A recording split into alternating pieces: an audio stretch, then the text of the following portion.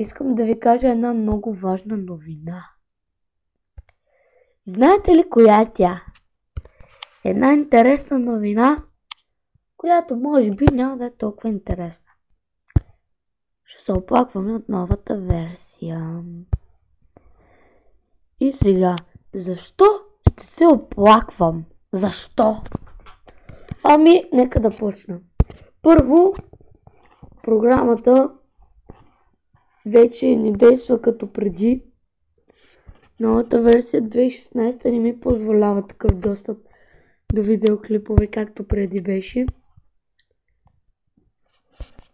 Ето. Значи, преди имах хубави клипове. Тия дечи изтрия в момента са клипове, дет щяха да тръгнат на поредици, които аз снимам. Ето. Как може да го поправи? Виждате ли? Този клип го направих набързо, преди програмата да ми спре. И ще ви кажа още нещо. Значи, програмата е супер зле, новата версия. Супер зле. Тия проекти, дето снимах преди, чао им. Няма да снимам. Няма мога да снимам. Значи, второ, не снимах една седмица, защото имам даскал. Почнахме втори срок. Пък и тази седмица дет идва четвъртък и петък. Може би няма да снимам или ще снимам, ще видя. Стига програмата ми действа. В петък и събота ще снимам. И скиплей.